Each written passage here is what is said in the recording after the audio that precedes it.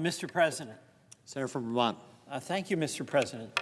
Mr. President, we are 9 months into the second Trump administration, and there are two dynamics that have become very painfully clear. One is the arbitrary use and abuse of power by the executive, and two, the regrettable passivity of the United States Senate. It's a dangerous combination. An executive who is doing much more than he has the legal power to do, and a United States Senate not doing what it is constitutionally required to do. The two very explicit examples of executive overreach are tariffs and budgets. The United States Constitution, as you know, Mr. President, granted the Congress exclusive authority over setting tariffs under Article 1, Section 8.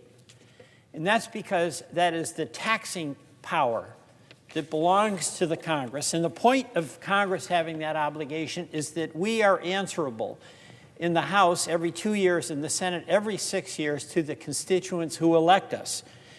And the power to tax is the power to kill. And we have to exercise our responsibility on the taxing authority vested in this body by the Constitution. Yet the executive is imposing tariffs using as a pretext emergency authorities that under special legislation assumed restraint in the executive. We have seen this in case after case after case. Tariffs that are imposed on the personal decision of one person, an individual, the executive. And they can be for economic reasons, they can be for personal reasons, they can be for political reasons. It's not a policy. It's an erratic imposition of tariffs on our trading partners. In some cases, Canada, under the theory or argument that it's a, quote, national emergency, when there is no threat to our national security by Canada. They're our near and dear friends. Or it's on a personal reason, because the president does not like what the Brazil Congress is doing with respect to its former president. And suddenly there's a 50% tariff that is imposed. This is a tax, and as a tax, it is our obligation to be the ones that decide if, when, whether, and how a tariff will be imposed. This should not be something that we look the other way when the executive takes that constitutional responsibility that only we have. The second area of executive overreach is in the budget. The power of the purse, that belongs to the Congress of the United States. Again, our framers saw that the Congress would be the closest to the people that we represent. We would be the ones who would be making decisions about meeting their needs through the taxing and spending power vested in us. But what we now have is a situation where budgets that have been passed on a bipartisan basis by this Congress are being changed or ignored by the executive. We've seen this year a rolling rescission and a rolling shutdown, where funds that were appropriated by Congress are not being spent by the executive, with no explanation other than he has the power to not write the check. That is not how the Congress and the executive are supposed to work. Congress sets the budget, we're the appropriators, and then the president implements that. Right now, there's $410 billion in funds that have been frozen by the Trump administration. And it's funds that are really important to our communities, that bipartisan votes authorized. $3.8 billion, for instance, to support local police, victims of crime, and other criminal justice programs. $1.5 billion to help U.S. farmers, to help feed hungry people around the world through the Food for Peace program. $220 million in funding to create regional tech hubs to strengthen the U.S. economic and national security. These are future-looking investments to bolster our higher education system and critical manufacturing supply. $109 million to support new and beginning farmers, veterans, and farmers historically left behind. $91 million to help improve weather forecasting, and the list goes on. But the point here is that we, as a Congress, have the authority and the responsibility to set the budget. We did it. It was signed by the president, and now he's disregarding what the law requires him to do. So you've got an executive that is seizing the taxing power of Congress, and you've got an executive that is assuming unconstitutionally the spending power of Congress. Now, why is it important that Congress resist this?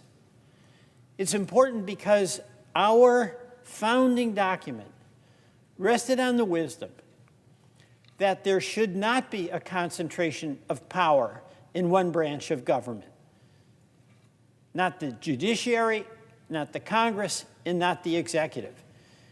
In the separation of powers, with three co-equal branches of government, all hinged on the expectation that each branch would use the powers jealously that it was authorized to have under the Constitution and not cede those to another branch. That's an obligation that we have to the Constitution, that we have as a Republican or as a Democrat to the Constitution. And there's wisdom in that, because as we're seeing the power of Congress being seized by the executive with our assent, with us turning away as though it's not happening, we are failing to maintain that system of checks and balances that has served our country so well for so long. You know, I have a lot of objections to many of the Trump policies, but there are many here who support the Trump policies, and that's the point. It's our job to debate, and then whoever gets the votes, that policy will prevail.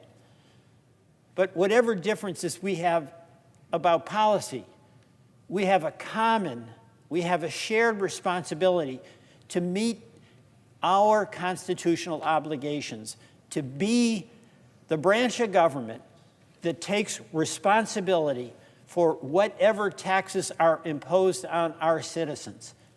That's our job. And we don't do it when we cede that authority to the executive. It's also our job under the Constitution to provide for the appropriations that taxes pay for. Those are our decisions. And every single year we have debates about what are the best priorities, how to allocate the spending, what level of spending we should have. But once we make that decision, it's the limited authority of the executive to then implement the decisions we've made. Instead, what this Congress is now doing is passing a budget only to see the Office of Management and Budget on behalf of the executive saying, you know what? I don't care what you appropriated. I don't care if it was bipartisan. We'll do what we want. We'll spend what we want, or we won't. That is a complete abdication of responsibility by this Congress, and it is very dangerous. It's dangerous because with the taxing authority being made on the personal decisions of the executive, you don't have a policy that anyone can count on. It's going to be damaging, and already is, to our economy. If we have passed budgets and then look the other way when the executive decides he is not going to spend it or spend it in the ways that we directed, it means that we have no capacity to meet the needs as we see them of our farmers, of our children, of our educational challenges. Mr. President, this dynamic of executive overreach and U.S. Senate passivity has got to end to protect the well-being of our democracy and the well-being of the people of the United States of America. I yield back.